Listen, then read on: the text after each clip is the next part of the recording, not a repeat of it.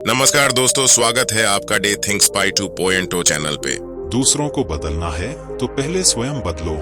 गौतम बुद्ध की प्रेरणादायक कहानी। यह कहानी है गौतम बुद्ध की और उनके एक शिष्य की। गौतम बुद्ध के मठ में हमेशा से ही एक नियम चला आ रहा था कि जिस भी शिष्य को बुद्धत्व की प्राप्ति हो जाती थी वह उसे आसपास के गांव में प्रवचन देने के लिए भेजा करते थे ताकि वह जाकर लोगों का ज्ञानवर्धन कर सके। गौतम बुद्ध का एक शिष्य था जो कि कई सालों से प्रतीक्षा कर रहा था कि गौतम बुद्ध भी उसे प्रवचन देने के लिए किसी गांव में भेजे। लेकिन काफी वक्त गुजर जाने के बाद भी बुद्ध ने उस शिष्य को प्रवचन देने के लिए नहीं भेजा। एक दिन उसने सोचा क्यों ना मैं खुद ही बुद्ध के पास जाकर उनसे कह दूं कि वह मुझे प्रवचन देने के लिए भेजें।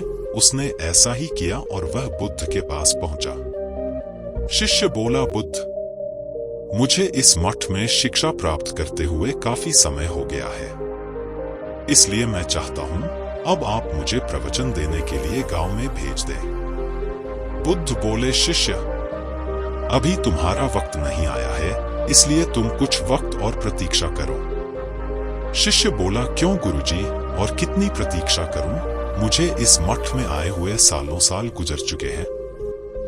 बुद्ध बोले, हाँ मैं जानता हूं, लेकिन अभी तुम्हारा ज्ञानवर्धन नहीं हुआ है।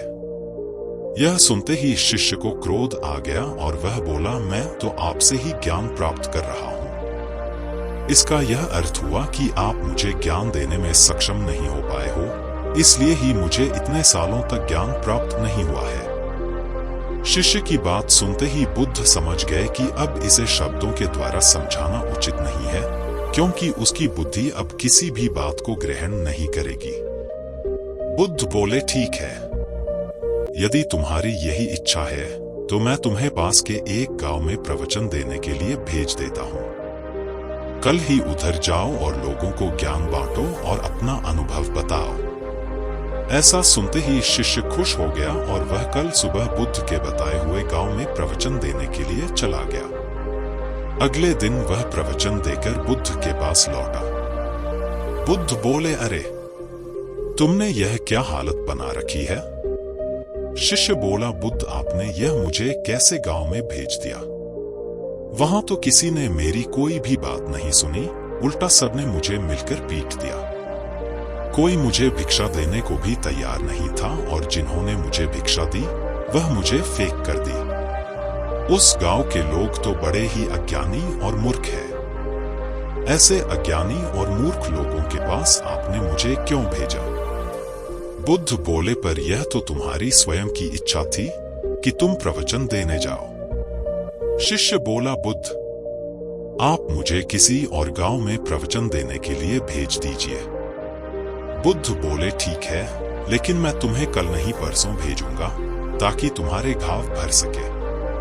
और वैसे भी कल मैंने अपने एक और शिष्य को प्रवचन देने के लिए उसी गांव में भेजा है। जिस गांव में तुम गए थे देखते हैं उसका अनुभव कैसा रहता है। ऐसा सुनकर शिष्य बोला, ठीक है बुद्ध, जैसी आपकी इच्छा।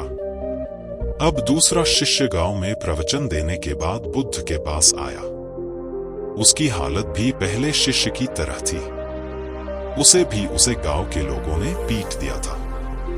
उसे देखकर बुद्ध बोले, शिष्य बताओ, कैसा रहा तुम्हारा अनुभव? जब बुद्ध और दूसरे शिष्य की बातचीत चल रही थी तब पहले शिष्य भी वहीं मौजूद था। दूसरा शिष्य बोला, बुद्ध, उस गांव के लोग तो बहुत भोले हैं, उन लोगों को ज्ञान की बहुत जरूरत है।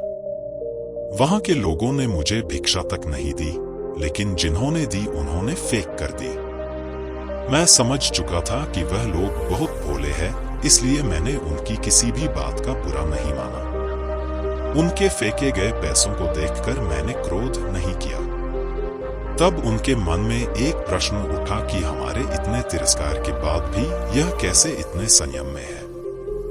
धीरे धीरे उनका हृदय बदल रहा है। मुझे आशा है कि जब मैं दूसरी बार उस गांव में जाऊंगा तो कुछ और बदलाव उन लोगों में कर पाऊंगा।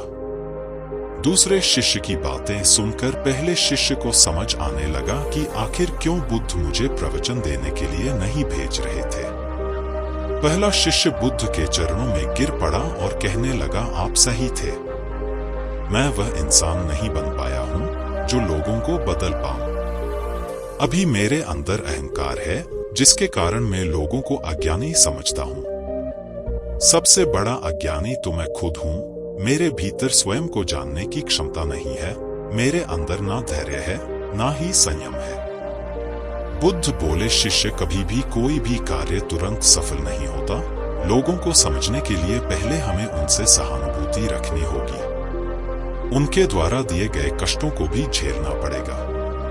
सब कुछ हमेशा धीरे धीरे बदलता है, लेकिन उससे पहले जरूरी है मनुष्य का स्वयं बदलना। हर परिस्थिति में हमेशा अच्छे इंसान बने रहो। चीजें भले ही देर से सही हो, लेकिन होती जरूर है। बुद्ध की बात सुनकर दोनों शिष्य ने उन्हें प्रणाम किया। इस कहानी से हमें यह शिक्षा मिलती है कि एक ज्ञानी मनुष्य को हमेशा ही समय से काम लेना चाहिए। यदि उसके भीतर समय नहीं होगा, तो वह किसी दूसरे को कभी भी ज्ञान नहीं दे सकता। यदि हम चाहते हैं कि हम किसी दूसरे को बदल पाए, उससे पहले जरूरी है कि हम स्वयं को बदलें। ऐसे ही मोटिवेशनल वीडियोस को देखने के लिए चैनल को सब्सक्राइब करें।